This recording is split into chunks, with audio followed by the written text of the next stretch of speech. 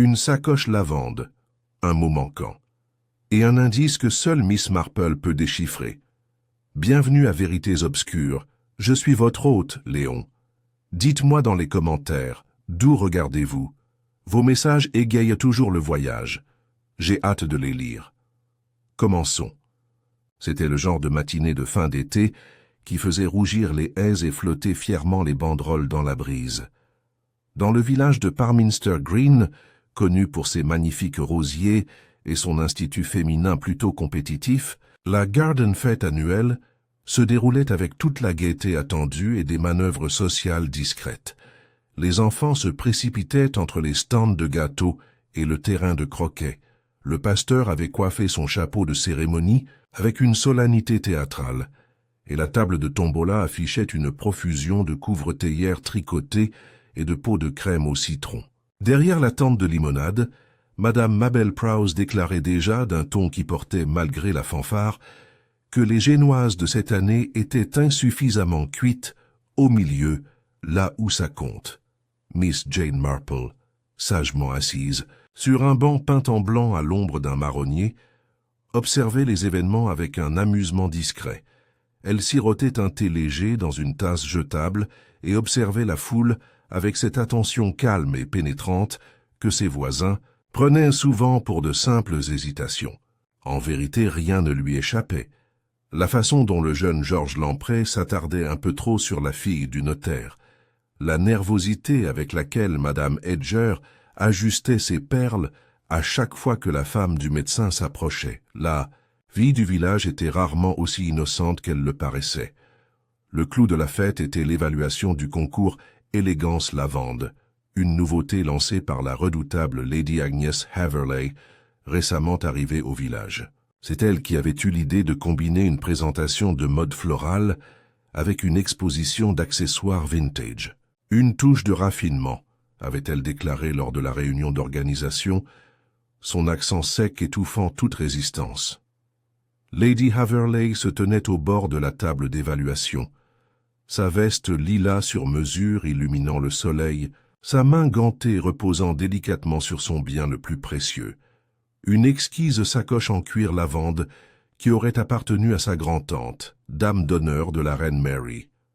Ses coutures raffinées et son fermoir art déco avaient déjà suscité une vive convoitise. Le jugement commença et le public se dirigea vers l'espace d'exposition. Les mannequins, des dames du coin persuadées ou contraintes de participer, marchaient maladroitement sur la pelouse, chaussées de talons, chacune vêtue de diverses interprétations de tenues lavande. Des murmures d'approbation polis que parcoururent à la foule. Puis vint la présentation finale. Lady Haverley elle-même, marchant d'un pas assuré, la sacoche lavande au bras, l'air plus royal qu'aristocratique. Elle atteignit l'estrade et se retourna, juste au moment où la fanfare entonnait un air entraînant. Une salve d'applaudissements commença, mais fut rapidement interrompue. Un cri perçant retentit. Le bruit provenait du jardin latéral, au-delà de l'arche de rosiers grimpants. Pendant un instant, personne ne bougea. Puis, l'instinct prit le dessus, et les gens se précipitèrent vers le tumulte.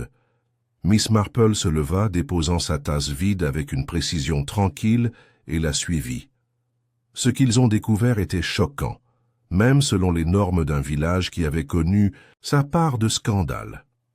Là, affalée sur l'herbe près de la bordure d'hortensia, gisait la jeune Lydia Brent, la compagne rémunérée de Lady Haverley. Son corps était recroquevillé, un bras sous elle, l'autre tendu vers quelque chose qui n'était plus là. Une tasse de thé brisée gisait à proximité. Son élégant chapeau de paille était tombé de sa tête, révélant une blessure sanglante, juste au-dessus de la tempe. Ses yeux étaient clos. « Elle est morte », murmura quelqu'un, peut-être Madame Bagley, la femme du pharmacien. Quelques halètements suivirent. Le médecin se fraya un chemin à travers la foule, mais après un bref examen, il secoua lentement la tête. Lady Haverley arriva, bousculant les autres avec un désordre inhabituel. « Lydia ! Oh non, Lydia !» s'écria-t-elle. Puis son regard se posa. Mon cartable, où est mon cartable? Il manquait effectivement. Les villageois échangèrent des regards confus. Un décès était une chose, mais un vol aussi. Cette combinaison évoquait quelque chose de bien plus sombre. Le commissaire Crispin Wiles de la police du comté arriva dans l'heure, appelé par un jeune éclaireur essoufflé qui s'était rendu au poste à vélo avec plus d'empressement que de précision. Wiles était un homme à la mâchoire carrée, qui détestait l'ambiguïté et croyait encore plus à la première impression. « Chute ou acte criminel ?» demanda-t-il brusquement en s'accroupissant à côté du corps. Le médecin haussa les épaules. « Difficile à dire. La blessure pourrait provenir d'une chute, mais il y a des ecchymoses autour des poignets, des marques de pincement, je parie. »« Et le cartable ?»« Disparu, » rétorqua Lady Haverley. « Et il avait une grande valeur, tant financière que sentimentale. » Wiles se tourna vers la foule rassemblée. « Qui est la dernière personne à avoir vu mademoiselle Brent vivante ?» Un murmure se fit entendre, mais aucune réponse ne vint. Pas immédiatement. Finalement, une voix douce prit la parole. « Je l'ai vue juste avant le jugement, » a déclaré Maisie Partridge, la nièce du boulanger. Elle se tenait près des roses. Elle semblait bouleversée, comme si elle s'était disputée avec quelqu'un, mais je n'ai pas vu qui. Miss Marple, debout silencieusement près du médecin, plissa les yeux presque imperceptiblement. Elle baissa les yeux vers la tasse de thé cassée, remarquant la légère tache lavande sur le bord. Puis elle reporta son attention sur le parterre de fleurs à côté du corps, un carré d'herbe écrasé, la silhouette ténue d'un talon. Quelqu'un a eu des difficultés ici, au moment où la fête fut officiellement annulée et le corps respectueusement fait retirer. Le village avait déjà commencé son passe-temps le plus fervent, les commérages. C'est Madame Winifred Grubb qui a le mieux résumé la situation, s'adressant par-dessus sa clôture à Monsieur Cross, le boucher. Croyez-moi, ce sont toujours les nouveaux. Lady Haverley a beau parler comme une duchesse, elle a amené des ennuis avec elle, avec cette histoire de sacoche et tout ça. Miss Marple ne dit rien à personne, pas encore. Mais plus tard dans la soirée, alors qu'elle tricotait au coin, du feu dans son salon bien rangé, son esprit était loin du motif de laine sur ses genoux. Il y avait des questions, beaucoup. Pourquoi tuer Lydia Brent en plein événement public? Pourquoi voler la sacoche? Et plus curieux encore, qu'avait découvert mademoiselle Brent ou menacé de révéler de suffisamment dangereux pour justifier sa mort? Miss Marple ne croyait pas aux coïncidences, surtout lorsqu'elles impliquaient des accessoires rares, des disparitions opportunes et les signes subtils mais indéniables d'une lutte.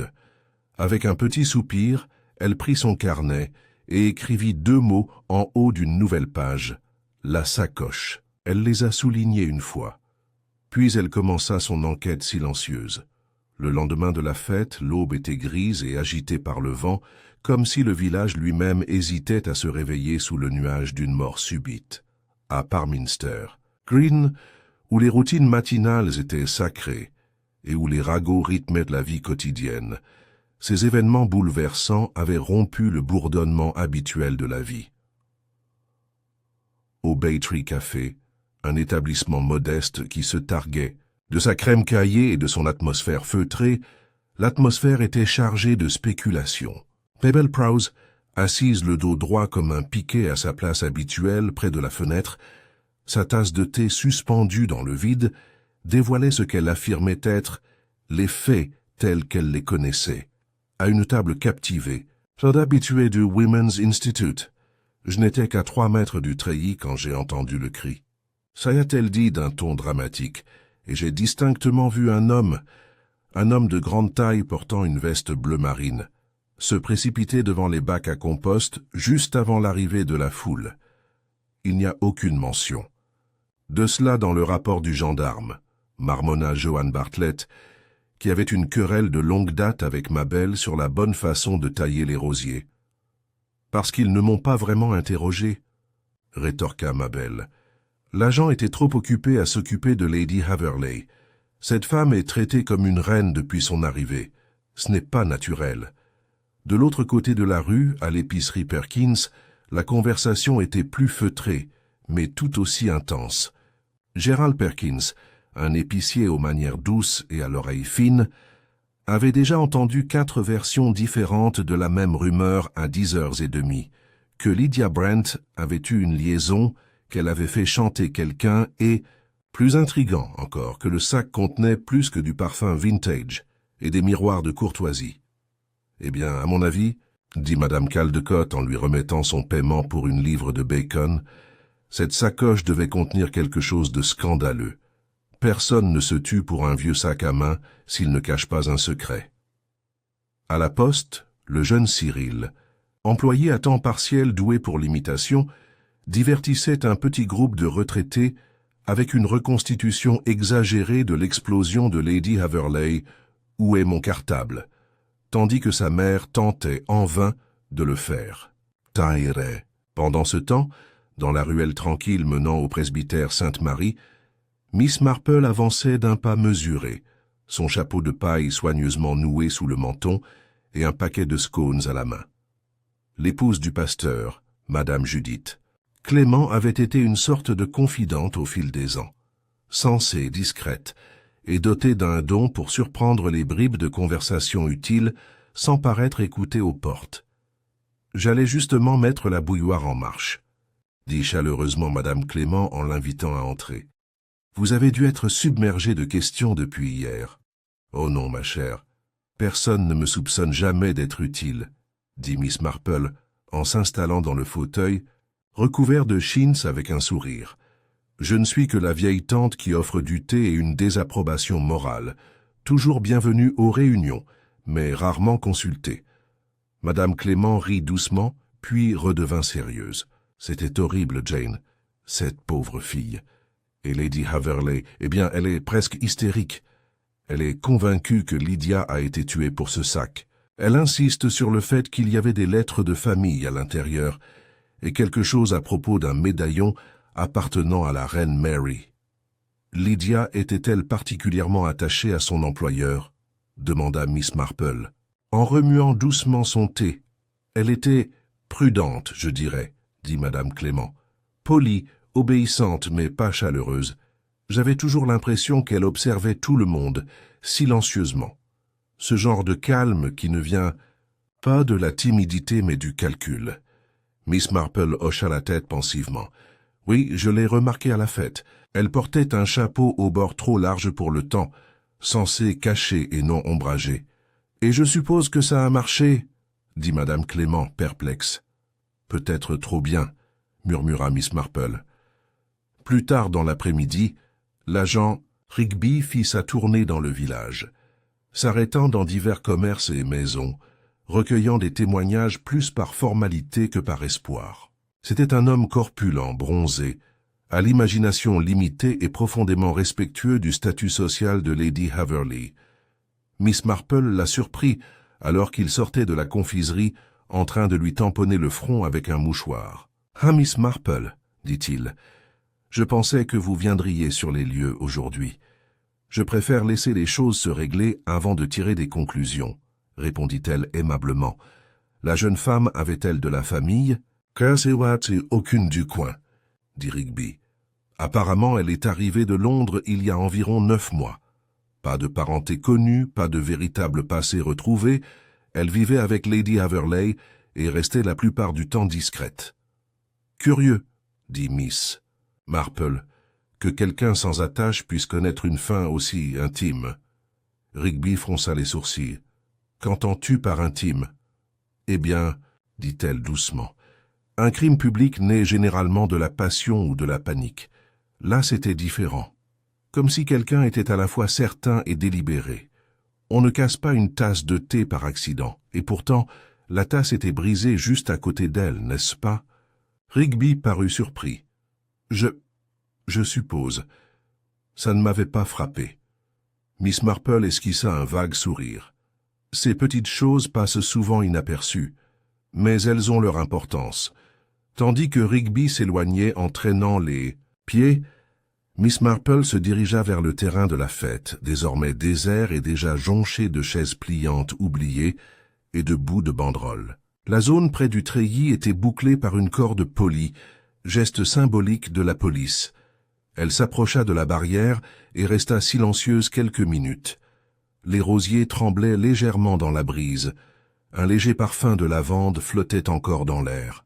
Elle baissa les yeux et aperçut un fil déchiré, couleur lavande argentée, provenant probablement de l'ourlet d'un gant, ou peut-être de la doublure de la sacoche.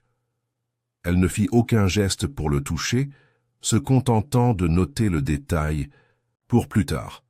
Alors qu'elle se retournait pour partir, une silhouette émergea du sentier derrière le presbytère. Un homme mince et pâle, portant des lunettes, serrant un presse-papier. Il s'agissait de M. Quentin Bayle, l'historien du village et généalogiste à temps partiel. Il sursauta en la voyant. Mademoiselle Marple. Je ne m'attendais à voir personne ici. Moi non plus, Monsieur Bayle. Vous faites des recherches. Il cligna des yeux, gêné. Lady Averley m'a demandé de vérifier l'histoire familiale derrière la sacoche. Il y aurait un lien héraldique, une broche transmise par la comtesse douairière d'Axminster. Elle était... Eh bien, c'est assez confus. La sacoche aurait pu appartenir à sa fille. Comme c'est intéressant, dit Miss Marple d'un ton doux. Et puis-je vous demander si Lydia était impliquée dans cette recherche de provenance? Il hésita. Je crois que oui. Elle a visité les archives de l'église la semaine dernière. Elle a posé des questions sur les registres funéraires et, curieusement, sur les journaux du vicaire des années 1930. Vraiment? L'intérêt de Miss Marple s'accrut. Quel lien pourrait avoir une sacoche lavande avec le journal d'un vicaire? Je ne saurais vous le dire, dit Bayle, en ajustant nerveusement ses lunettes. Mais elle était très insistante. Elle n'arrêtait pas de demander si des proches de Lady Averley avaient été, disons, discrètement mentionnés, comme elle disait. Elle semblait inquiète. Miss Marple le remercia, puis poursuivit son chemin. Les faits s'accumulaient, désormais, non pas en conclusion, mais en nombre. Une sacoche prétendument liée à la noblesse, un compagnon sans passé, une enquête dans les archives de l'église, et quelqu'un prêt à tuer en plein jour pour garder un secret enfoui.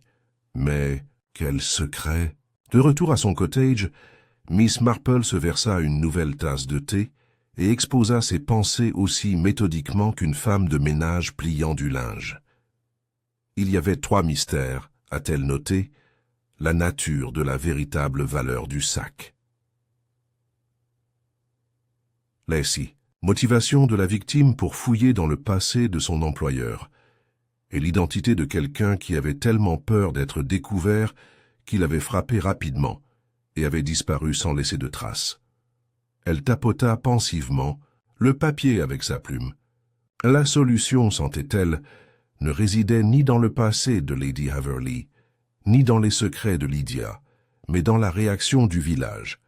Les gens se révèlent toujours lorsqu'ils pensent être en sécurité, et demain, elle se rendrait discrètement utile parmi les thés, les parterres de fleurs et les bavardages oisifs, là où la vérité finirait par faire surface.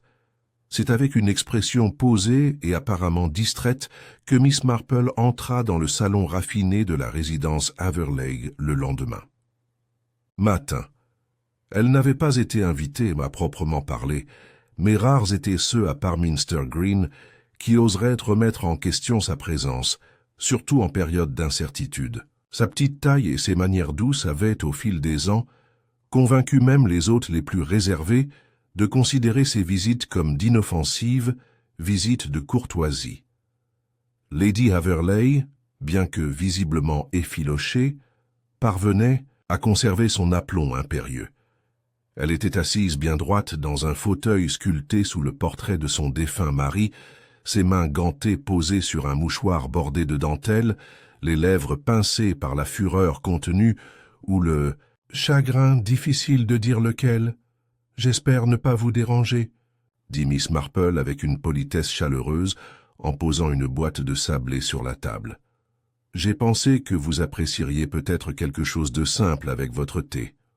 On ne peut pas penser clairement sans aucun réconfort. » Lady Averley afficha un sourire crispé. « Merci, Miss Marple, ça a été une sacrée épreuve, en effet. » « Ah, dit Miss Marple en s'asseyant avec une pointe de lassitude qui dissimulait l'acuité de son regard. « Je crois que Lydia Brent était bien vue au village, même si elle restait discrète. Une fille réservée, mais pas insensée. Non, répondit Lady Haverley, les yeux fixés sur la fenêtre. Elle était intelligente, réservée. Je ne l'ai jamais trouvée chaleureuse, pour être honnête, mais elle était toujours efficace. Et loyale? Demanda doucement Miss Marple. Lady Haverley marqua une pause. Je le pensais bien, mais ces derniers temps, il y avait des signes. Elle posait des questions, une certaine nervosité dans ses manières. Un jour, je l'ai entendue interroger notre gouvernante au sujet des registres des chambres d'amis. Bizarre, me suis-je dit, vu que nous recevons si rarement des invités pour la nuit. C'est curieux, murmura Miss Marple. A-t-elle donné une raison? Elle a dit qu'elle vérifiait les détails d'une lettre qu'elle écrivait, dit Lady Haverley, même si son ton suggérait qu'elle n'avait pas cru à cette excuse. Je suppose que je pensais qu'elle s'ennuyait. Il y eut un bref silence. Dehors, un merle cria depuis une branche près du mur du jardin. Le sang-froid de Lady Haverley sembla vaciller. « Je dois avouer, j'ai l'impression que le village a tourné les yeux vers moi, Miss Marple. On dirait qu'il pense que je... inviter cette horreur s'infiltre chez moi. Les gens oublient que c'est moi qui suis en deuil. » Miss Marple hocha doucement la tête compréhensive. « C'est dans la nature humaine, j'en ai peur. La suspicion a tendance à se propager chez les personnes les plus proches de l'incident, surtout si ces personnes sont inconnues ou dégagent une aura mystérieuse. » Lady Haverley se raidit. « Je ne suis pas un mystère. »« Oh non, acquiesça. Placidement, Miss Marple. Simplement une femme distinguée, au passé élégant et à la jolie sacoche qui a malheureusement disparu. » Lady Haverley prit une profonde inspiration. « Vous pensez que c'était à cause du cartable? Je crois, dit Miss Marple, les yeux pétillants, que Lydia savait quelque chose, et cette connaissance a effrayé quelqu'un. Que ce soit à propos du cartable ou de ce qu'il représentait, cela reste à voir. » Avant que Lady Haverley puisse répondre, la gouvernante entra avec du thé. Ce moment d'inattention permit à Miss Marple d'examiner la pièce plus attentivement. Sur le bureau se trouvait une liasse de lettres nouée d'un ruban de soie verte, un coupe-papier orné, un buvard avec un mot à moitié terminé, et, juste à côté, une paire de délicates lunettes de lecture dont un verre manquait. Tandis que le thé était servi, Miss Marple fit remarquer avec désinvolture. « Lydia a-t-elle déjà porté des lunettes ?»« Pas à ma connaissance, » dit Lady Haverley en jetant un coup d'œil aux lunettes. « Ce sont les miennes. Je les ai cassées hier matin. J'ai été trop désemparé pour en trouver une paire de rechange. »« Ah !»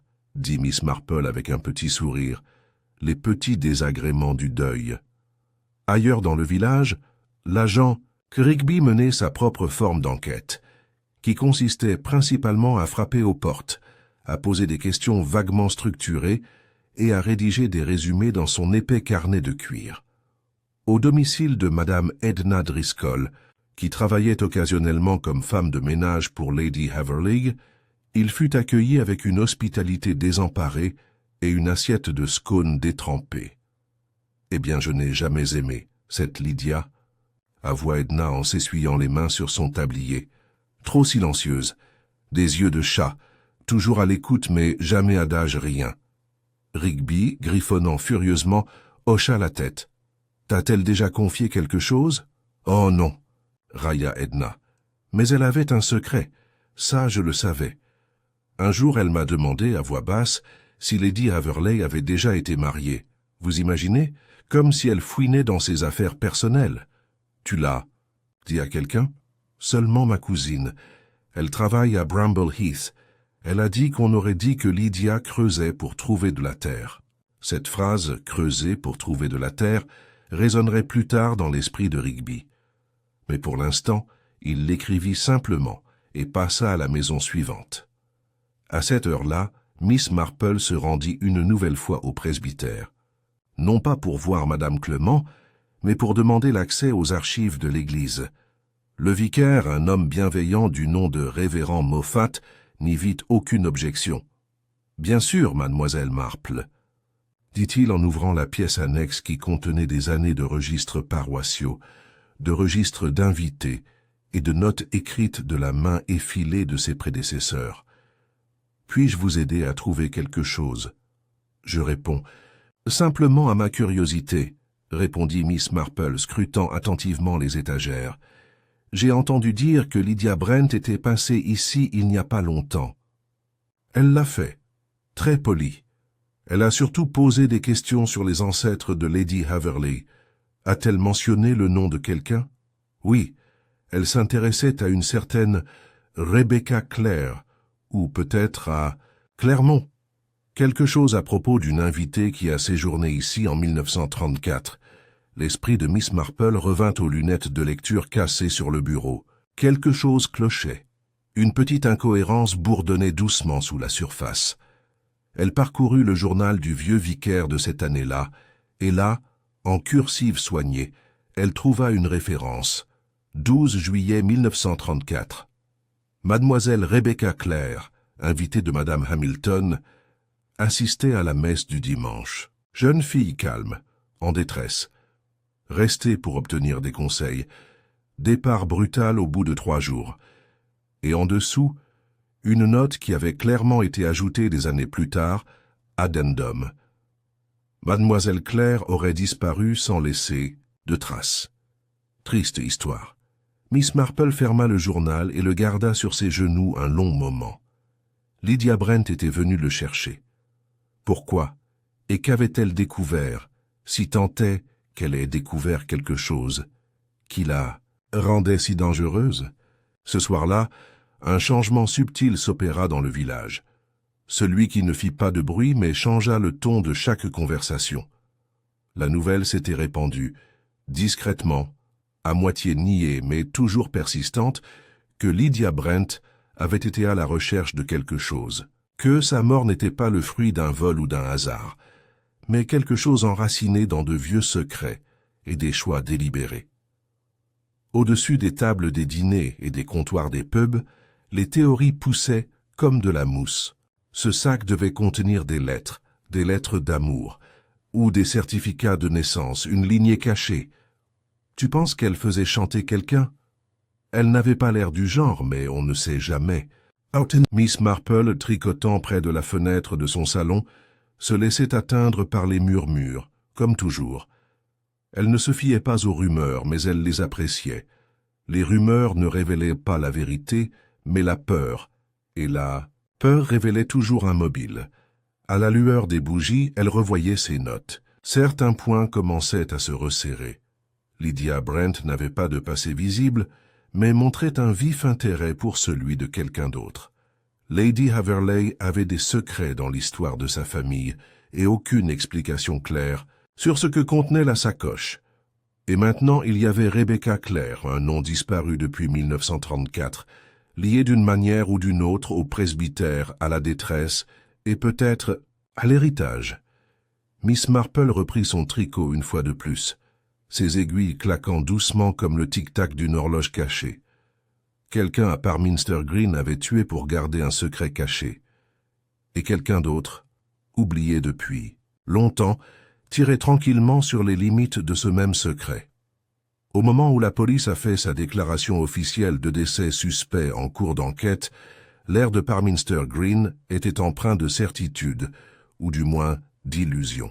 Le village avait déjà choisi son suspect devant l'opinion publique, et bien qu'aucune accusation n'ait été portée, les murmures derrière les rideaux tirés parlaient plus fort que n'importe quelle déclaration officielle. Le nom sur toutes, les lèvres, bien que rarement prononcé à voix haute en société polie, était M. Noel Prescott. Noel Prescott était arrivé à Parminster Green quelques mois auparavant, louant l'ancienne forge en bordure de la commune. Veuf, d'âge indéterminé et d'origine assez obscure, il se présentait comme un antiquaire à la retraite, bien que peu de gens l'aient jamais vu faire autre chose que des promenades solitaires et des courses matinales à la poste. C'était un homme aux habitudes soignées et au langage court, et si certains trouvaient sa réserve de bon goût, d'autres, notamment Mabel Prose, la qualifiaient d'irréprochable, non naturelle. Ce qui a aggravé les choses, aux yeux des commères, c'est que Lydia Brent avait été vue marchant avec lui à plus d'une occasion. La semaine dernière, près de l'étang du moulin, dit Madame Wilkes, la femme du drapier, d'une voix basse et excitée depuis la table à broder de l'Institut féminin. Elle lui parlait très intensément. Il avait l'air bouleversé, agité. « Et tu as entendu ce qu'elle a dit ?» demanda Joanne Bartlett, les yeux brillants. Seulement qu'elle a utilisé le mot héritage. 2 fois. Cela suffisait amplement à étayer ce qui n'était jusque-là que des soupçons. L'idée que Lydia ait été impliquée dans un échange clandestin d'argent, ou de biens, était irrésistible. L'agent Rigby, poussé dans cette direction par ses murmures croissants, a effectué une visite officielle au domicile de Monsieur Prescott jeudi matin. La maison de la forge était une structure basse en briques rouges, à moitié recouverte de lierre. Prescott ouvrit la porte avec un calme que Rigby trouva vaguement rebutant. Ses vêtements étaient impeccablement repassés, et son ton courtois mais froid. « Oui, je connaissais mademoiselle Brent », répondit-il lorsqu'on l'interrogea.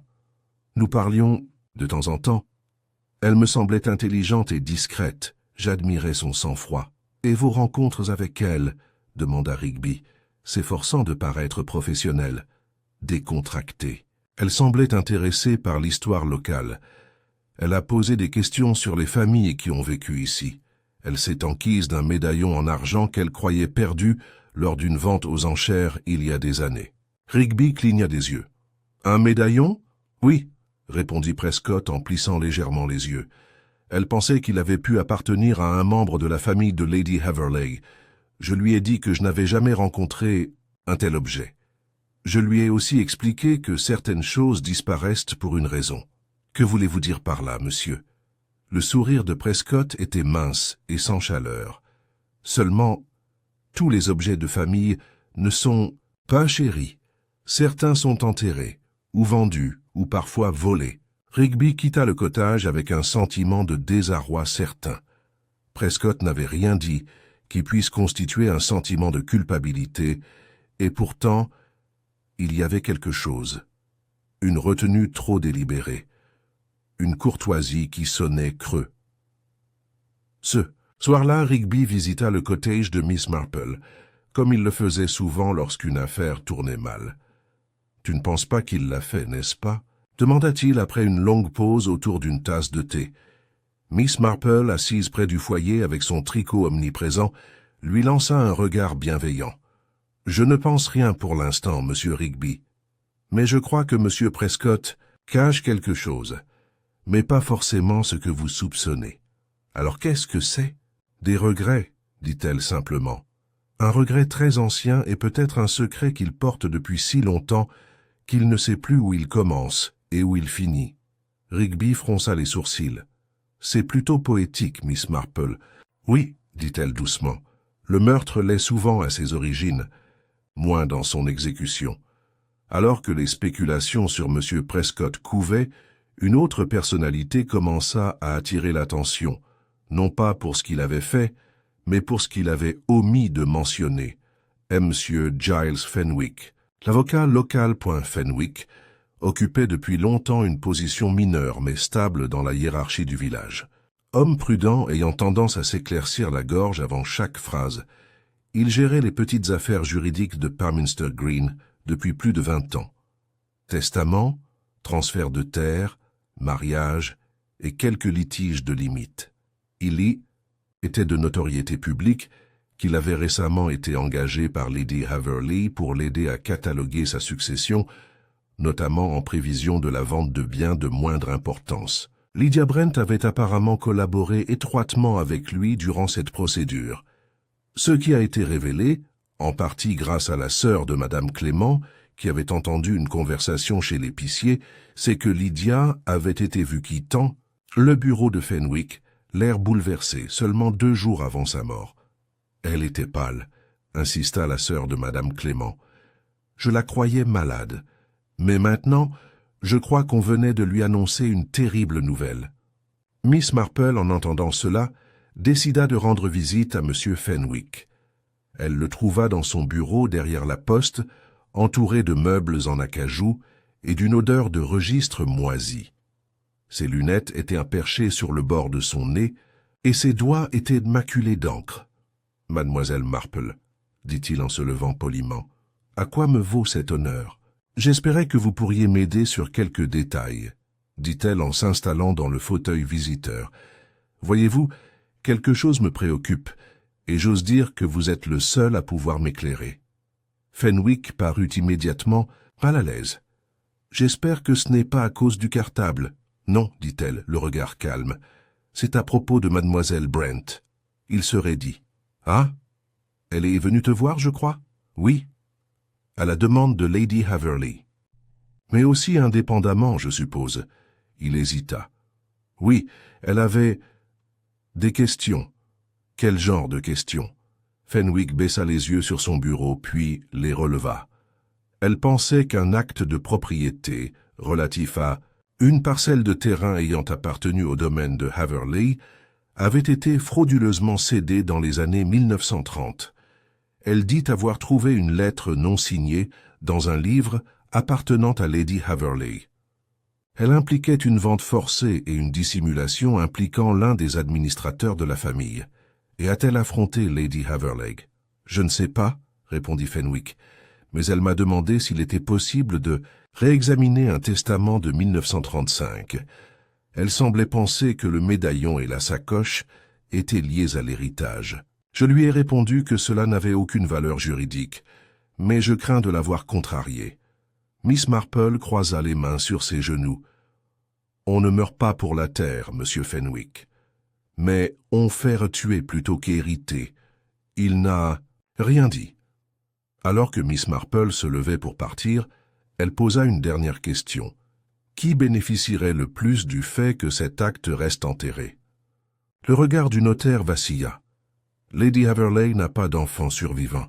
Si l'acte était contesté et jugé invalide, la succession pourrait revenir aux descendants du bénéficiaire initial, si tant est qu'il ait existé. Ou, dites, doucement, Miss Marple, à quelqu'un qui était censé hériter, mais qui a disparu des archives. Dimanche matin, la tension était devenue palpable au village. Monsieur Prescott avait commencé à se promener au crépuscule, évitant le regard des villageois. Monsieur Fenwick était soudainement tombé malade et travaillait à domicile. Et Lady Haverley, nerveuse, s'était halitement refoulée, refusant toute visite. Mais Miss Marple, qui avait observé tout cela avec une précision tranquille, vit aussi autre chose. La façon dont les gens se regardaient, pas seulement par suspicion, mais par peur. Comme si la vérité, lorsqu'elle éclaterait, serait non seulement gênante, mais dévastatrice.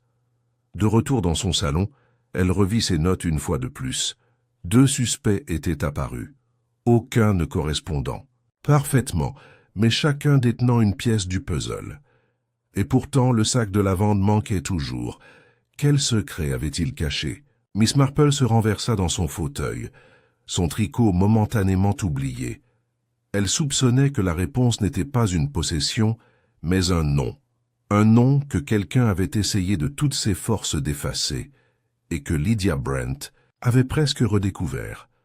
Les jours qui suivirent la Garden Fête s'installèrent dans un calme précaire, comme si le village retenait son souffle. Les banderoles avaient été retirées, le verre ratissé d'empreintes de pas et de tasses à thé cassées, mais une certaine tension subsistait dans l'air, la conscience tranquille que l'affaire était loin d'être terminée. Tout le monde, semblait-il, attendait, la police des réponses, ou peut-être que le poids de la culpabilité se déplace et atterrisse ailleurs. Miss Marple, cependant, n'attendait pas. Elle observait, écoutait et réfléchissait.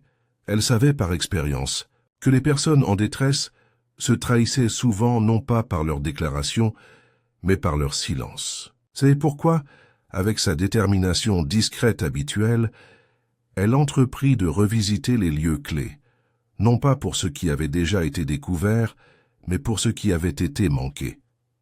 Lundi matin, elle retourna aux archives de l'église. Le vicaire, le révérend Moffat, lui adressa un sourire interrogateur lorsqu'elle demanda à nouveau à y accéder. « Mais il ne répondit rien tandis qu'elle s'installait dans la petite alcôve de lecture et reprenait son étude silencieuse des archives des années 1930.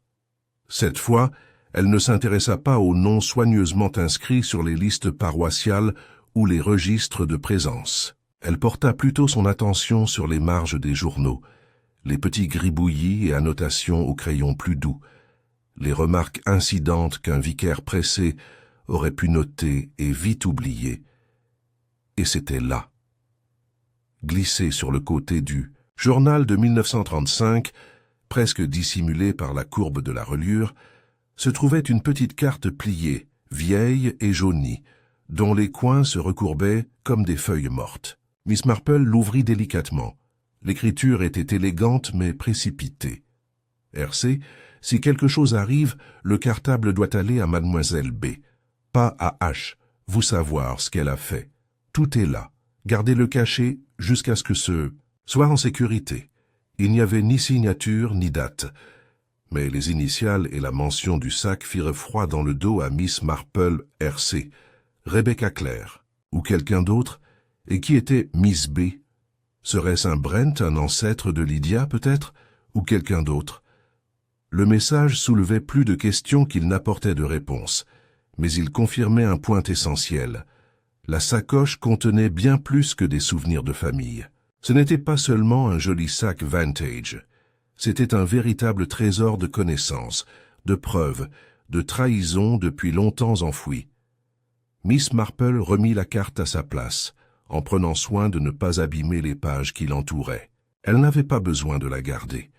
Elle avait déjà ce dont elle avait besoin, la prise de conscience que quelqu'un avait tenté, des décennies auparavant, de cacher ou de transmettre une vérité trop dangereuse pour être dite à voix haute. Alors qu'elle revenait dans la lumière matinale, un vent vif tirait sur l'ourlet de son manteau. Elle regarda vers la place du village, où quelques enfants tapèrent dans un ballon, et au-delà, vers la rangée de maisons où des ombres persistaient, derrière les rideaux tirés. Il était temps de poser un autre type de question. OMS, autre savais-je, ce que Lydia Brent découvrait. Cet après-midi-là, Miss Marple rendit une visite discrète à la maison de Madame Edith Hallam, une femme âgée qui avait travaillé comme femme de chambre chez les Haverley, à la fin des années 1930.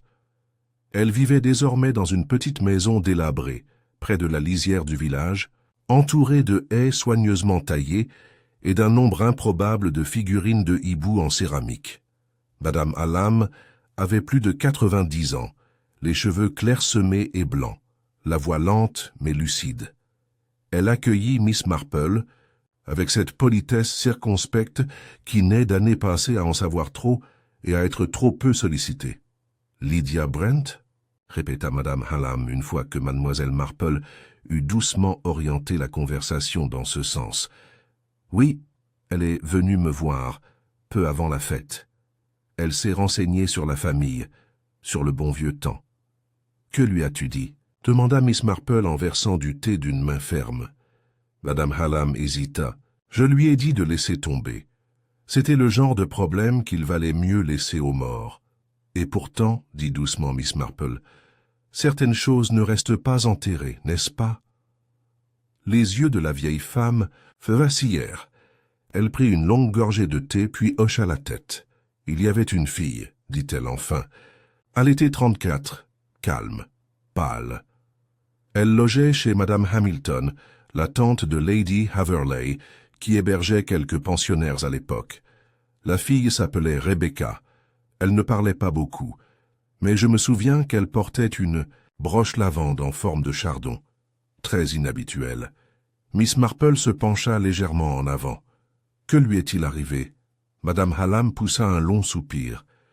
Un jour, elle était partie, sans un mot, sans explication.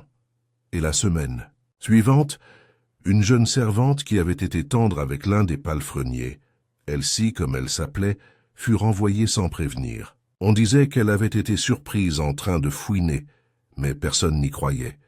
Nous pensions tous qu'elle avait vu quelque chose qu'elle n'aurait pas dû voir. « Le cartable existait-il à l'époque ?» demanda Miss Marple. « Dans les années 30 ? Oh oui. La mère de Lady Haverly le portait. Elle y conservait des lettres, des affaires de famille. Mais après sa mort, il a disparu. Jusqu'à récemment, du moins. Et tu ne l'as plus jamais revu? Les lèvres de Madame Hallam tremblèrent. Une seule fois, le jour où Lady Haverleg est revenue à Parminster Green. Elle est arrivée avec le trophée en main, comme un trophée. Miss Marple se rassit. « Merci, Edith. Vous m'avez été d'une grande aide. » Tandis qu'elle rentrait chez elle sous quindé de feuilles d'automne tremblantes. Les pensées de Miss Marple étaient aussi rapides et organisées que ses patrons de tricot. Lydia Brent avait découvert quelque chose dans ce sac. Une vérité non seulement sur la propriété ou l'héritage, mais aussi sur la mystérieuse disparition d'une jeune femme survenue près de 90 ans auparavant. Rebecca Clare. Cersei, quelqu'un a fait de gros efforts pour s'assurer que la vérité reste cachée, et quelqu'un d'autre, Lydia, avait payé pour l'avoir fait sortir de terre. Ce soir-là, alors que le crépuscule tombait sur le village et que l'odeur de fumée de charbon s'échappait des cheminées, Miss Marple rendit une dernière visite de la journée. Maisie Partridge, la nièce du boulanger. Maisie avait vu Lydia quelques instants avant le meurtre, et Miss Marple était certaine d'avoir remarqué quelque chose de crucial, quelque chose qui avait été manqué dans la panique.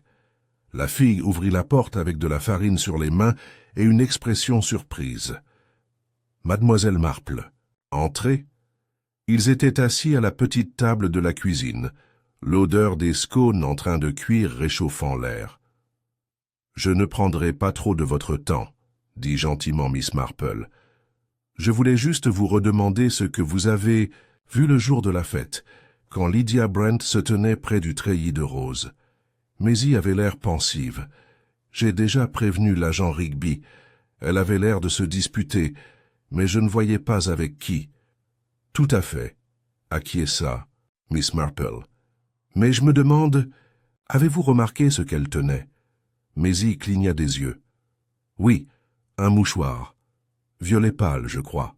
Il flottait quand elle se retournait. Et quelque chose de petit, brillant, dans son autre main. Je pensais que c'était une broche. Mais elle l'a glissé dans sa poche quand quelqu'un s'est approché. » Les yeux de Miss Marple s'illuminèrent presque imperceptiblement. « Une broche ?» Maisie hocha la tête. « Oui, en forme de chardon, comme un blason écossais. Ça avait l'air ancien. » Miss Marple se leva lentement. « Merci, ma chère. Cela m'a été très utile. » Elle quitta le cottage de Maisie, un poids pesant sur ses pensées. La broche chardon, le sac lavande, le vieux mot dans le journal paroissial, et un nom, Rebecca Clare, gravé dans les marges d'un passé depuis longtemps oublié. Tout cela tournait autour d'une seule vérité. Quelqu'un à Parminster Green avait vécu trop longtemps avec la culpabilité, et quelqu'un d'autre avait essayé une dernière fois de réparer une vieille injustice. Miss Marple s'engagea sur le chemin qui menait à son propre cottage, où le feu brûlait encore doucement dans la cheminée. Demain, elle affronterait ce qui devait l'être. Mais ce soir, elle s'autorisa une dernière pensée. Aussi pointue que la pointe d'une aiguille à tricoter, la broche n'avait pas disparu. Elle avait été vue, et celui qui l'avait maintenant pourrait bien être le tueur. Le lendemain matin, Parminster Green s'éveilla sous un ciel bas et maussade, de ceux qui pesaient lourdement sur les toits et faisaient suinter silencieusement les haies de rosée. Le temps semblait convenir à l'humeur du village, devenu chaque jour plus silencieux et vigilant depuis le meurtre de Lydia Brent. Les rythmes habituels de la vie rurale, le tintement des bouteilles de lait, le bruissement des journaux, le son de la cloche du dimanche matin persistait, mais avec une retenue perceptible. On aurait dit que le village lui-même attendait qu'un rideau se lève. Miss Marple, impeccablement vêtue de laine bleu marine et un brin de bruyère épinglé à son col, sortit de sa chaumière d'un pas décidé. Elle ne portait pas de parapluie, seulement son sac à main, ses chaussures confortables claquant vivement sur le chemin de gravier. Aujourd'hui était le jour du démêlage délicat, pour tirer sur les fils qui s'étaient détachés, qu'elle avait observés en silence. Elle se dirigea d'abord vers le domaine de Haverley, Lady Agnes Haverley, après plusieurs jours que réclusion avait repris ses habitudes.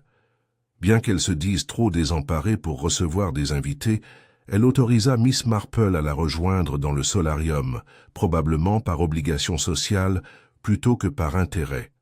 La pièce, chargée du parfum des géraniums hivernants, offrait une vue dégagée sur le jardin, encore parsemé de vestiges de décoration de fête. Lady Haverley était assise droite comme un piquet, les mains jointes sur ses genoux, un léger tremblement dans ses doigts trahissant son calme. « J'espère que vous me pardonnerez cette intrusion, » dit doucement Miss Marple, en s'installant dans un fauteuil en osier face à son hôtesse. « J'ai réfléchi à la fin tragique de Lydia Brent, si soudaine, si précise. » Lady Haverley regarda par la fenêtre, le visage impassible. « C'était horrible. Je suis encore complètement épuisé. J'ai à peine dormi. » « Oui, une mort subite est toujours perturbante, » a convenu Miss Marple. « Cependant, je trouve que ce qui hante vraiment les gens, ce n'est pas la mort elle-même, mais ce qu'elle provoque. Perturbe. Ordre, routine, secret. » Le regard de Lady Haverley vacilla. « Je n'ai pas de secret, Miss Marple. »« Oh non, » dit Miss Marple d'un air légèrement surpris. « Seulement je suis tombée sur de vieux registres paroissiaux cette semaine. Un nom revenait sans cesse, Rebecca Clare. Vous avez dû la connaître. Elle était votre invitée dans les années 1930. » Les jointures de Lady Haverley blanchirent contre le tissu de sa jupe. C'était une londonienne, fragile. Elle était venue chez nous sur la recommandation d'une amie de ma mère. Elle n'allait pas bien. Elle a disparu. Lady Haverley se retourna brusquement. Je ne vois pas le rapport avec ça. Lydia a trouvé cela pertinent. Elle croyait que la sacoche dont tu avais hérité contenait des preuves. Une lettre peut-être, ou quelque chose de plus accablant. Cette broche, par exemple, celle en forme de chardon que portait ta mère. On l'a revue. Il y eut un silence. Puis Lady Haverley laissa échapper un rire nerveux et joyeux. « Voulez-vous dire que j'ai assassiné Lydia pour un bijou ?»« Non, » répondit Miss Marple doucement. « Je pense que vous craignez ce qu'elle avait découvert, mais je ne crois pas que vous l'ayez tuée. » Lady Haverley détourna à nouveau le regard. Rebecca était enceinte. Les mots étaient si inattendus, si simplement énoncés, qu'ils restèrent suspendus dans l'air comme du givre. « Elle avait 17 ans, » poursuivit Lady Haverley. « Ma mère a insisté pour qu'on la renvoie discrètement. Il ne fallait jamais en parler. Je ne savais pas ce qui lui était arrivé, seulement qu'elle était partie dans la nuit et que je ne l'avais plus jamais revue. Et le père ?» Lady Haverley resta silencieuse un long moment, puis elle murmura « Mon frère, Henry. Il était sauvage, imprudent. Il fut envoyé en Inde peu après. Il y mourut 5 ans plus tard. » Miss Marple hocha la tête. « Cela explique beaucoup de choses. » La voix de Lady Haverley se fit plus dure. « C'était une autre époque, Miss Marple. Les choses étaient réglées, discrètement. On ne parlait pas de ces choses-là. Pas dans des familles comme la mienne. Mais quelqu'un a parlé. Quelqu'un a écrit un mot et l'a glissé dans le journal du vicaire. Quelqu'un a laissé cette sacoche derrière lui, remplie de documents qui ne devaient jamais refaire surface. » Lady Haverley perdit son sang-froid. Elle allait nous dénoncer. Lydia. Elle disait que je devais tout à l'enfant que Rebecca n'a jamais pu élever.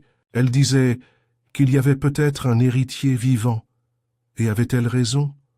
Je ne sais pas, murmura Lady Haverley. Elle n'a pas voulu le dire. Elle a juste dit qu'elle avait trouvé un lien. Et puis elle est morte. Miss. Marple se leva et ajusta délicatement ses gants. Les secrets fermentent, Lady Haverley. Ils finissent par éclater. Elle quitta le solarium en silence, le visage indéchiffrable, mais l'esprit plus vif que jamais. Plus tard dans la journée, elle passa au presbytère pour parler au révérend Moffat. Il l'accueillit avec chaleur et une pointe de malaise, sentant son élan. « Il y a autre chose, lui dit-elle. Une note dans les archives. Je crois qu'elle a été laissée là délibérément par quelqu'un qui voulait que la vérité soit découverte, mais pas encore. Le révérend Moffat fronça les sourcils. Mais pourquoi maintenant? Parce que quelqu'un a recommencé à se poser des questions. Lydia n'a pas simplement trébuché sur le passé. Elle a suivi des indices laissés par l'espoir. Ils se dirigèrent vers la petite pièce latérale où Miss Marple désigna le journal et sa note cachée.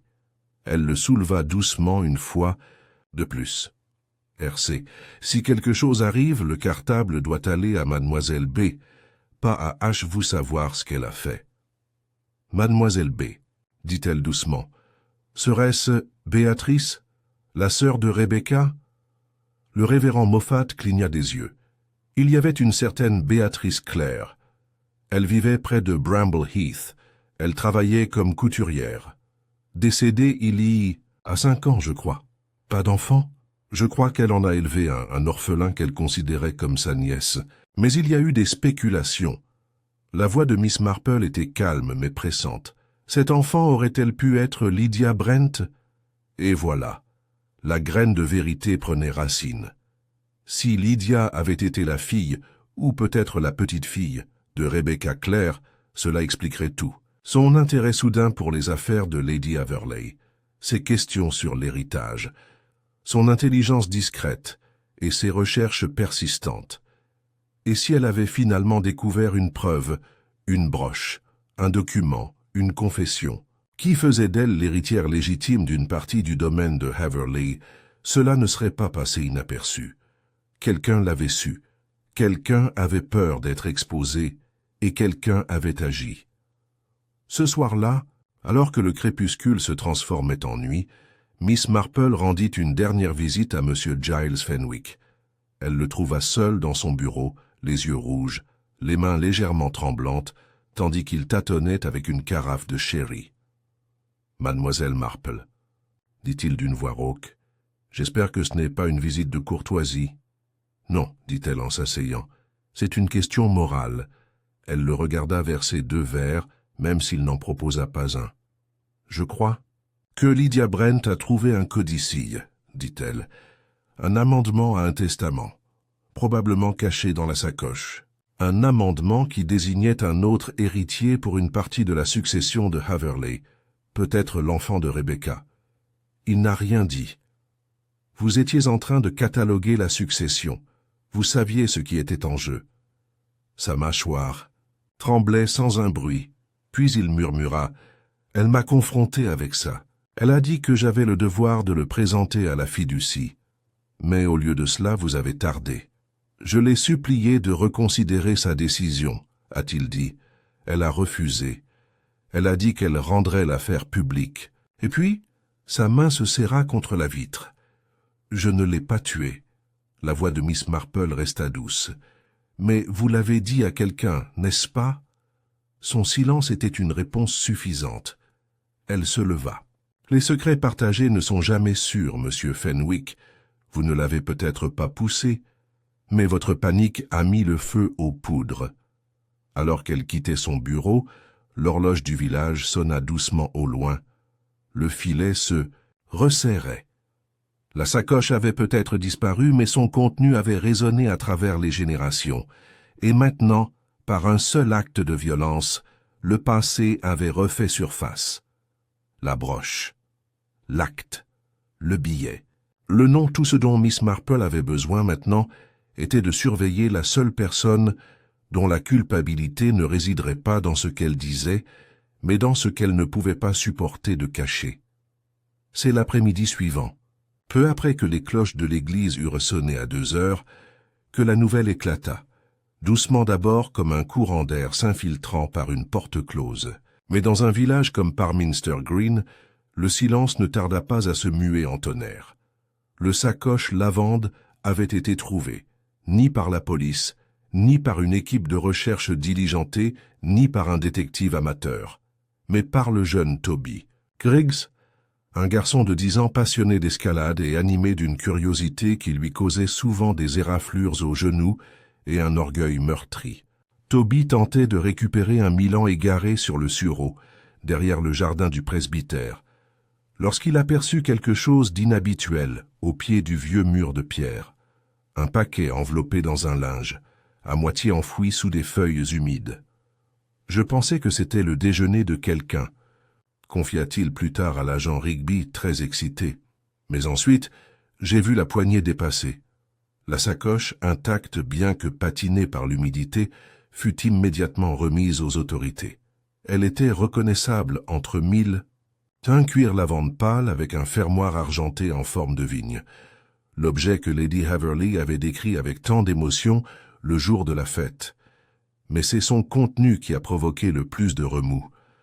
À l'intérieur se trouvaient plusieurs lettres pliées, vieillies et cassant, nouées dans un ruban délavé, un broche chardon en argent, le même que Miss Marple avait entendu décrire, et plus important encore, un document juridique écrit, dans une écriture serrée et formelle et portant un sceau de cire, un codicille daté de juillet 1935. Le document modifiait le testament d'un certain Lord Michael Haverley, père de feu Sir Robert Haverley. Il le nommait bénéficiaire d'un fonds fiduciaire petit mais important, une Miss Rebecca Clare, ou, à défaut, toute descendance directe de sienne, à conserver en fiducie jusqu'à ce que cette personne atteigne sa maturité. C'était réel, juridiquement contraignant et dévastateur. L'agent Rigby, après l'avoir lu à haute voix au surintendant Wiles, avait cligné des yeux 2 fois et murmuré « Eh bien, allez, allez !» La nouvelle se répandit rapidement. Lydia Brent avait bel et bien trouvé la sacoche. Plus encore, elle avait découvert la preuve irréfutable de son lien avec la lignée Haverley. Son statut de compagne était un abus de langage. Elle avait été héritière, et maintenant elle était morte. Miss Marple était assise près du feu dans son salon, une petite pile de ses notes posée sur la table d'appoint. Elle revenait du presbytère, où la sacoche avait été brièvement examinée avant d'être emmenée au commissariat local pour analyse des preuves.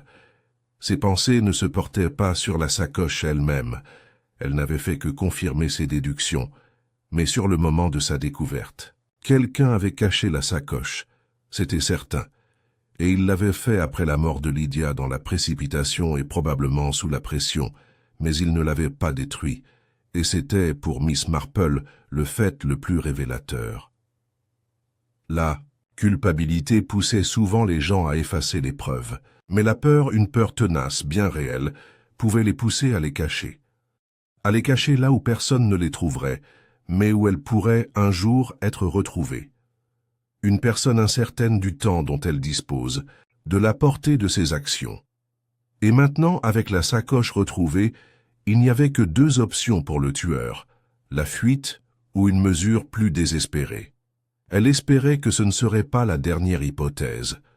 Pendant ce temps, de l'autre côté du village, Lady Haverley refusait de venir à la porte. « Pas maintenant », dit-elle à sa gouvernante par une fente de la porte du salon. « Personne ne vient. Elle avait lu le premier numéro du journal 2 fois ce matin-là. Son thé avait refroidi sur le plateau, et elle ne pouvait détacher son regard de l'image, gravée dans sa mémoire, ce cartable. Le même que sa mère serrait autrefois sur les quais de gare, lors des garden parties, et à la table du petit déjeuner pour traiter son courrier. Elle se souvenait aussi de la broche. Une bagatelle, autrefois, puis une menace. Au fond d'elle-même, elle savait ce que Lydia avait découvert, et elle l'avait redouté. Mais maintenant, sa peur prenait une nouvelle forme. Qui a tué la fille? Elle jura que ce n'était pas elle, mais elle savait aussi que les secrets avaient une vie propre.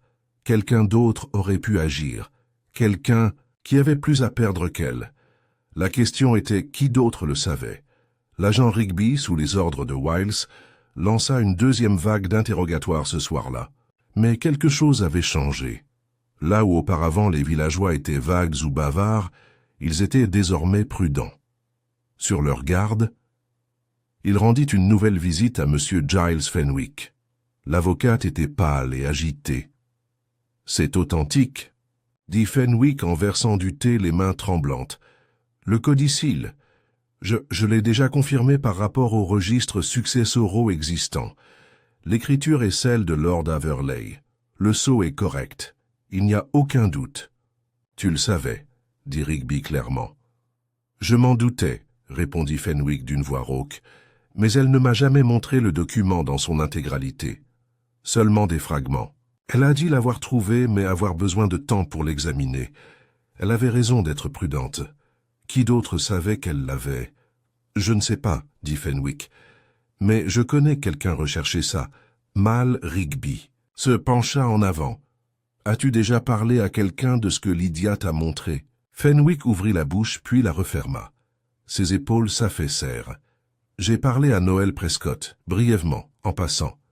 Il m'avait posé des questions sur la lignée Averley, sur les fonds historiques. Je ne voulais pas lui donner de détails. J'ai juste suggéré qu'il y avait des bizarreries dans les registres fiduciaires. J'ignorais que Lydia était allée aussi loin. Prescott encore, marmonna Rigby. Mais lorsqu'il arriva au chalet de la forge, il trouva la porte fermée à clé. Pas de réponse. Prescott était parti. De retour dans son salon, Miss Marple posa son tricot et se tourna vers le feu, ses pensées s'organisant, avec la précision de la dentelle. La disparition de Prescott peut être interprétée de deux manières, par la culpabilité ou par la peur. Il avait été lié à Lydia, certes. Il s'était intéressé aux archives de Haverlig, mais il n'était pas idiot. S'il avait fait du mal à Lydia, il aurait fui plus tôt, ou aurait détruit la sacoche. Non, Prescott, croyait-elle, avait connu le lien de Lydia. Peut-être même aidé qu'elle le découvre, ce qui le rendait plus dangereux pour le tueur que pour l'enquête, ce qui signifiait que le tueur pourrait frapper à nouveau. Elle se leva, ses mouvements rapides malgré son âge, et attrapa son manteau. Elle avait besoin de voir quelqu'un. Une dernière personne dans la chaîne, elle est arrivée au petit chalet de Madame Edith Hallam juste avant le crépuscule. Le ciel se teinta d'une teinte rose et cendrée. La vieille femme ouvrit la porte, le regard tendu. « J'espérais que tu viendrais, dit-elle, laissant entrer Miss Marple sans poser de questions. Miss Marple reprit place dans le fauteuil près de la cheminée. Cette fois, nul besoin de faire semblant. « Tu as reconnu la sacoche ?» dit-elle doucement. Plus encore, tu savais ce qu'elle signifiait. Le menton de Madame Hallam tremblait. « C'était la fille de Rebecca, » murmura la vieille fille. « Je l'ai su dès que je l'ai vue, mêmes yeux, même attitude quand elle pensait que personne ne la regardait. Tu l'as aidée, n'est-ce pas? Je lui ai indiqué où chercher, dit Hallam. Les notes du vicaire, le registre. Je lui ai même donné la clé du grenier de la maison Haverley, où la vieille sacoche avait été rangée. Miss Marple hocha la tête. « Pourquoi? N'êtes-vous pas intervenu plus tôt? Je pensais que si la vérité éclatait, la justice serait enfin rendue, dit Hallam en se tordant les mains. Je n'aurais jamais imaginé qu'elle serait tuée pour ça. Mais quelqu'un d'autre l'a fait, dit doucement Miss Marple. Qui? Murmura Hallam. Tu sais? L'expression de Miss Marple était solennelle. Je crois que oui, et je crois qu'ils sont désespérés, ce qui signifie que nous devons être prudents maintenant. Elle se leva et prit la main de la femme plus âgée. Parce que le meurtrier n'a pas agi par malveillance, dit-elle, mais par peur, la peur de perdre tout ce qu'ils avaient bâti sur un mensonge. Et tandis que les ombres s'épaississaient sur le village, Miss Marple rentra chez elle, les dernières pièces du puzzle s'emboîtant silencieusement. La broche, le codicille, la sacoche, la lignée. Il ne restait plus qu'une chose à faire. Regardez, attendez, et pose le piège. Le lendemain matin, clair et vif, la brume se levait des ruelles du village comme le souffle d'une tasse de thé. La lumière avait quelque chose de fragile, comme si le monde s'était brièvement figé avant de décider de continuer. Pour un étranger, Parminster Green semblait épargné par le scandale, les enfants se rendant à l'école en groupe, la cloche du boulanger tintant à l'arrivée des pains frais, mais sous la surface, quelque chose avait changé. La découverte de la sacoche de lavande et de son contenu accablant avait brisé le silence soigneusement préservé de l'héritage. De Haverley. Les rumeurs ne circulaient plus en vain. Elles pointaient comme des aiguilles de boussole. Le codicille légal désignant Rebecca Clare, ou ses descendants, comme bénéficiaire du trust de Haverley, était désormais le sujet de conversation de tous les matins. Et pourtant, la personne qui avait le plus bénéficié de la mort de Lydia Brent restait inconnue. Miss Marple savait que cela ne resterait pas ainsi longtemps. Elle avait passé la soirée précédente à analyser chaque interaction, chaque regard, chaque omission. Le tueur, pensait-elle, n'avait pas tué par méchanceté ni même par cupidité. Non, c'était quelqu'un qui avait peur. Exposition. Quelqu'un qui avait vécu des années sous une identité construite, construisant une vie tranquille sur un terrain qu'il savait fragile. Lydia Brent représentait une menace, non seulement pour ses biens ou son statut social, mais pour le fondement même de sa vérité, ce qui fait que l'étape suivante ne consiste pas à découvrir des indices, mais à provocation. Il était temps de démasquer le tueur. Et ainsi Miss Marple composa une lettre.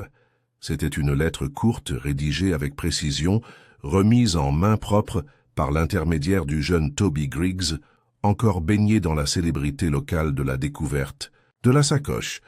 La lettre était adressée à M. Giles Fenwick.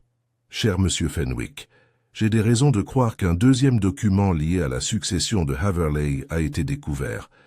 Il désigne un héritier vivant. J'organise un petit thé dans mon chalet cet après-midi où la question sera discutée discrètement. J'espère que vous serez présent. Le vôtre, Jane Marple. Elle en a écrit une deuxième lettre à Lady Haverley et un troisième à Madame Edith Hallam, dont la connaissance de l'histoire familiale lui conférait une position unique. Elle choisissait ses invités avec soin, veillant à ce qu'ils représentent l'histoire dans son intégralité. La vieille famille, l'exécuteur testamentaire, le témoin caché.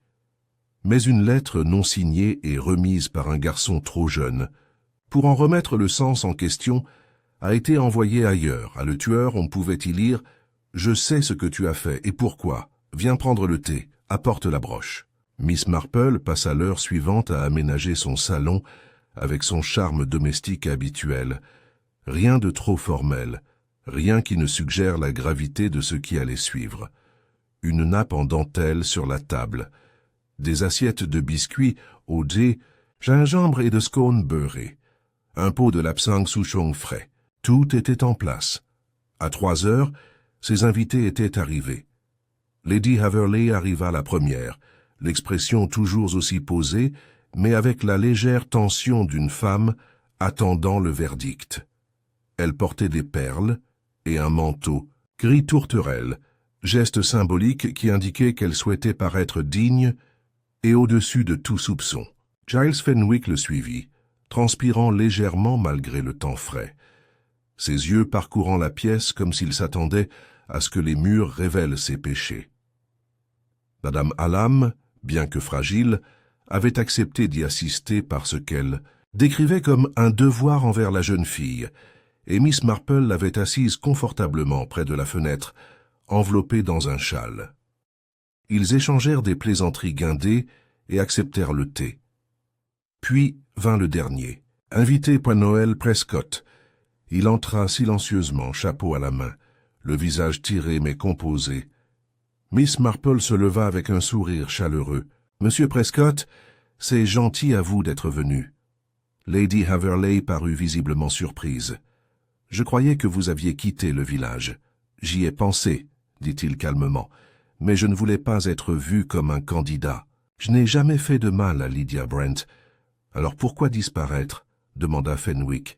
« Parce que, répondit Prescott en s'asseyant, je craignais quelqu'un. Je pensais l'avoir fait. » Miss Marple lui servit du thé, puis s'assit. Le silence régnait dans la pièce, le poids de la vérité les enveloppant comme la vapeur qui s'échappait des tasses. « Je crois, commença-t-elle, que nous sommes tous ici aujourd'hui grâce à une jeune femme qui a refusé de laisser l'histoire enterrer la vérité.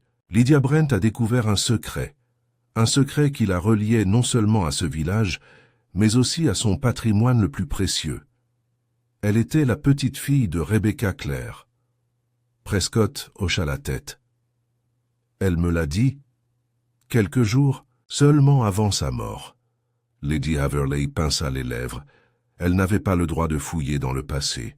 Elle avait tous les droits, dit Miss Marple, plus que n'importe lequel d'entre nous. Elle était l'héritière légitime d'un patrimoine volé à sa lignée. Et qu'en aurait-elle fait? Murmura Fenwick. Déposer une plainte? Entraîner cette famille dans le scandale? Elle ne voulait déshonorer personne, dit Prescott doucement. Elle me l'a dit, elle voulait seulement que la vérité soit connue. Pas pour l'argent, pour sa mère, pour sa dignité. Le silence qui suivit fut froid et cassant. Miss Marple posa sa tasse de thé. Et quelqu'un, dans cette pièce, dit-elle doucement, craignait tellement cette vérité qu'il était prêt à tuer pour l'empêcher. Lady Haverley haleta, Fenwick pâlit. Prescott ferma les yeux. Mais le regard de Miss Marple se tourna ailleurs, vers la petite silhouette assise tranquillement au bord de la pièce, Madame Edith Hallam. L'ancienne femme de chambre leva lentement les yeux. « Voyez-vous, dit Miss Marple, ce n'était pas seulement la culpabilité qui animait le tueur. C'était l'amour, un amour tordu, désespéré. C'est vous qui avez élevé Lydia, n'est-ce pas ?» Le visage de Hallam se décomposa. Elle était à moi, pas de naissance, mais de par tout le reste, vous l'avez élevée. Poursuivit Miss Marple d'une voix douce. Mais vous ne lui avez jamais dit toute la vérité, jusqu'à ce qu'elle trouve le sac. Et quand elle a insisté pour vous révéler la vérité, vous avez paniqué.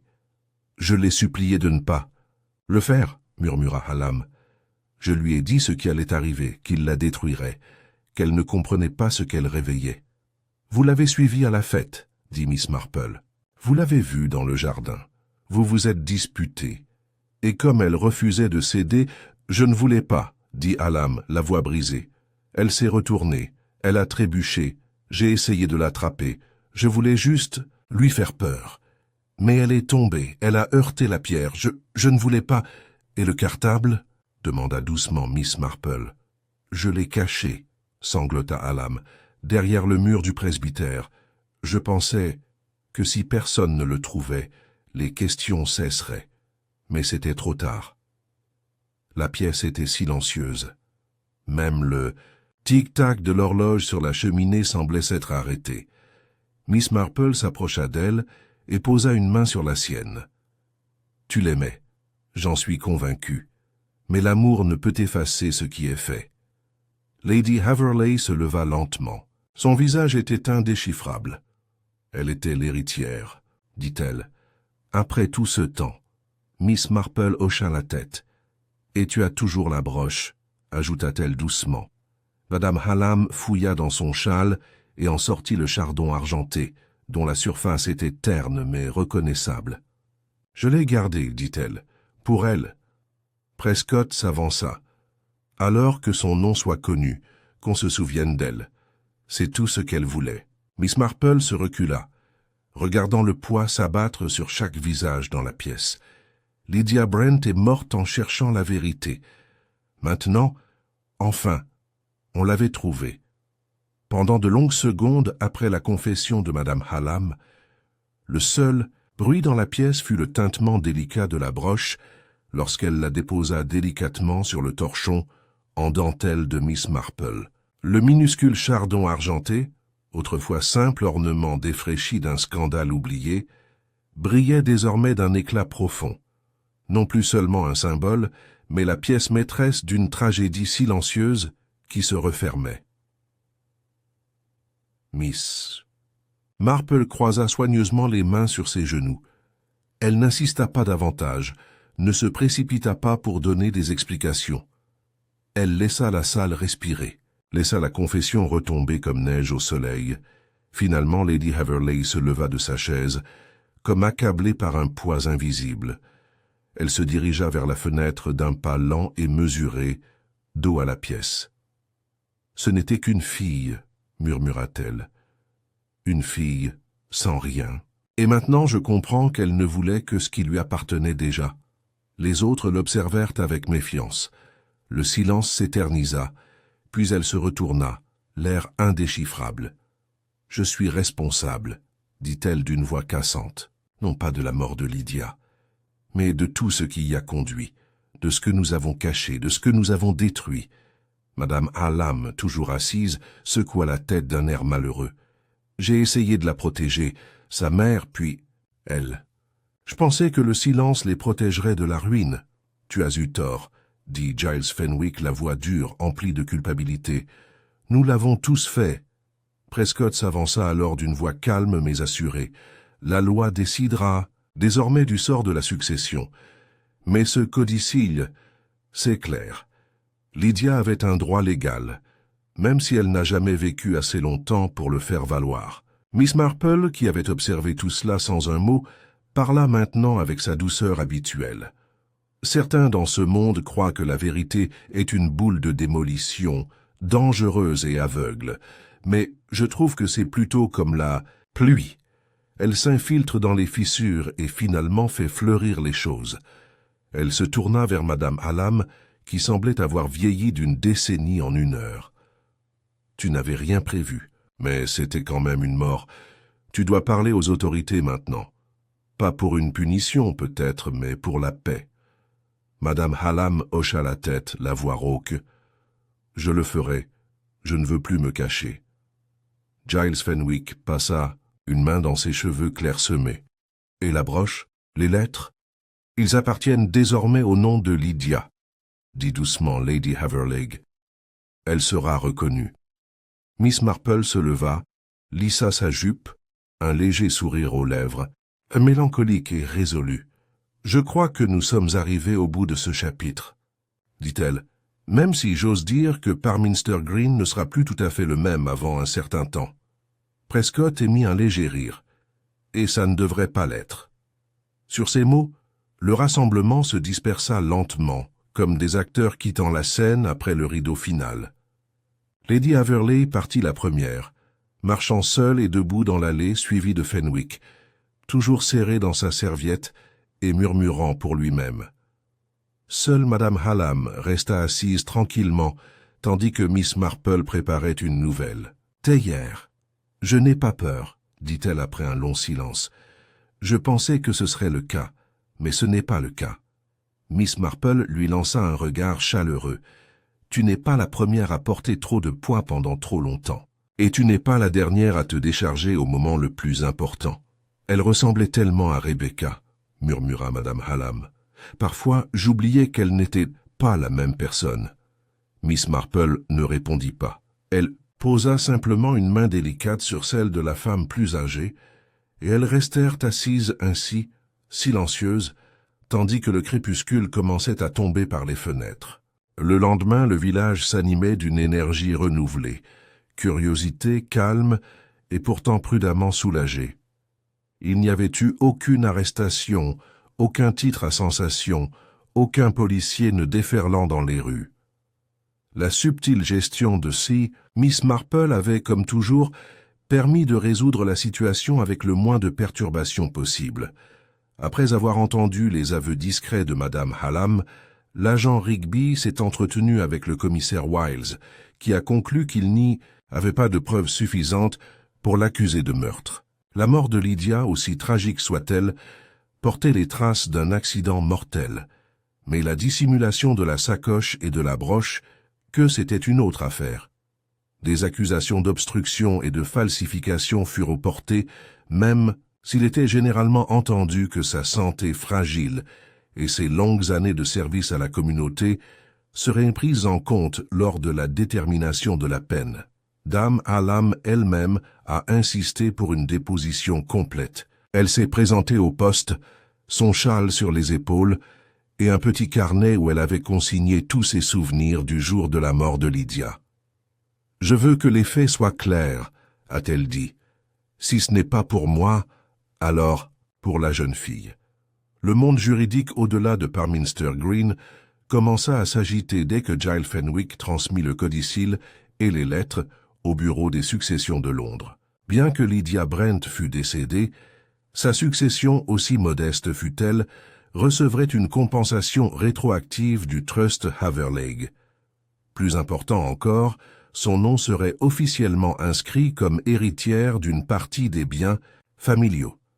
Lady Haverley, fidèle à sa parole, fit ériger un modeste mémorial sur la place du village. Un banc gravé près du treillis de roses où Lydia était morte, avec une simple plaque. À la mémoire de Lydia Claire Brent. Elle a cherché la vérité et a trouvé sa place. Le village, pour une fois, n'a pas répondu par des ragots, mais par une révérence silencieuse. L'après-midi suivant la cérémonie, Miss Marple reçut une lettre, remise en main propre dans une simple enveloppe blanche. L'écriture était soignée et réfléchie. « Mademoiselle Marple, je te dois ma tranquillité d'esprit, et Lydia te doit sa justice. S'il reste quelque chose de décent en moi, c'est parce que tu as ignoré les apparences et choisi la compréhension plutôt que le jugement. Grâce à toi, je porterai le reste de mes jours avec un fardeau plus léger. » Avec une profonde gratitude, E.H. Miss Marple plia la lettre et la glissa délicatement dans les pages de son carnet, à côté du bout de papier qu'elle avait copié, des archives de l'église quelques semaines plus tôt, celui par lequel tout avait commencé. Si quelque chose arrive, la sacoche doit aller à Mademoiselle B. Pas à H. vous savoir ce qu'elle a fait. Mademoiselle B. l'avait reçu, d'une certaine manière. Que ce soit Béatrice Claire ou sa nièce Lydia, le message avait survécu. La vérité avait fait son chemin. Et cela, pensait Miss Marple, était plus que ce que la plupart pouvaient espérer. Ce soir-là, elle était assise près du feu, ses aiguilles, à tricoter inactives pour une fois, regardant les ombres s'allonger devant l'âtre. Un autre mystère résolu, non pas par des empreintes digitales ou des revolvers, mais par la compréhension, la patience et un œil infaillible pour le comportement humain. Elle pensait à Lydia. Lydia, au regard perçant, silencieuse et vigilante, qui était entrée au cœur d'un secret sans crainte et qui, ce faisant, avait changé l'histoire d'une famille, d'un village, et peut-être d'elle-même. Au loin, la cloche de l'église sonnait 7 heures. Un chat traversa la ruelle à pas feutrés. Le monde continuait son cours, comme toujours, mais pour ceux qui avaient connu la vérité, qui l'avaient effleurée, même légèrement, les choses ne seraient plus jamais tout à fait les mêmes. Et, pour Miss Marple, qui savait mieux que quiconque que le mal portait souvent des sourires polis et des gants en dentelle, c'était un rappel supplémentaire de la raison pour laquelle elle faisait ce qu'elle faisait. Car même dans les endroits les plus doux, sous les roses, les plateaux de thé et les bonnets du dimanche, l'obscurité peut fleurir. Mais la lumière, ça aussi pourrait le faire. Dans les jours qui suivirent la révélation discrète du mystère de Lydia Brent, Parminster Green commença à retrouver son rythme habituel, même s'il n'était pas intact, ni tout à fait le même. Le village, telle une tasse de thé soigneusement recollée après une chute brutale, conserva sa forme, mais les fines fissures de ce qui avait été révélé miroitaient sous la surface. On ne murmurait plus autant qu'avant à propos de Lydia Brent, mais quand on le faisait, ce n'était pas avec suspicion. C'était avec une étrange forme de respect rétrospectif. La jeune fille discrète qui avait autrefois servi le thé à Lady Haverley était désormais considérée non plus comme une servante, mais comme l'héritière légitime d'un héritage qui avait tenté de l'oublier pendant des décennies. La K. Plaque commémorative sur le banc près du treillis de roses devint un véritable monument local. On demandait aux écoliers de ne pas jouer trop brutalement à proximité, et l'Institut des femmes veillait à ce que des fleurs fraîches, jamais de roses, toujours de la lavande, y soient déposées le dimanche. Miss Marple elle-même fut aperçue la visitant un jour, juste après l'aube, alors que la rosée s'accrochait encore aux brins d'herbe et que la brume flottait comme un souffle dans les parterres. Elle ne resta pas longtemps, juste le temps de redresser les fleurs et de glisser un mot plié sous le socle en pierre. Elle seule savait ce que cela disait. La procédure judiciaire concernant le domaine de Haverley fut confiée à un notaire, londonien, loin des sentiers tranquilles du village. Les administrateurs du domaine reconnurent discrètement la validité du codicille et entamèrent la procédure d'établissement rétroactif des droits de Lydia Brent. Lydia n'ayant laissé aucun testament connu, l'héritage serait transmis aux plus proches parents vivants, bien que cette piste se soit avérée difficile à suivre. Béatrice Clare était décédée intestat, et les derniers parents des lignées Brent et Clare s'étaient dispersés depuis longtemps. Des rumeurs circulaient selon lesquelles le fonds pourrait éventuellement être absorbé par une fondation portant le nom de Lydia, dédiée au financement de jeunes femmes issues de milieux défavorisés, souhaitant poursuivre des études d'histoire locale ou de droit. Si cela s'avérait vrai, ce serait un hommage mérité, discret, sans prétention et déterminé à l'image de Lydia. Lady Agnès Haverley s'est retirée du village dans les semaines qui ont suivi la découverte de la sacoche. Bien qu'aucune accusation formelle n'ait jamais été portée contre elle, elle n'avait commis aucun délit, elle semblait transformée, presque vidée par ce qui s'était passé. Elle a démissionné de son poste au comité de préservation historique. Elle a cessé d'organiser ses thés mensuels. On ne parlait plus de la sacoche de lavande, autrefois une relique précieuse, mais elle a fait une chose qui a surpris tout le monde. Elle a invité Miss Marple à prendre le thé. L'invitation lui a été remise en main propre par sa gouvernante et ne comportait aucune fioriture, simplement « Jeudi à 4 heures, si cela vous convient ».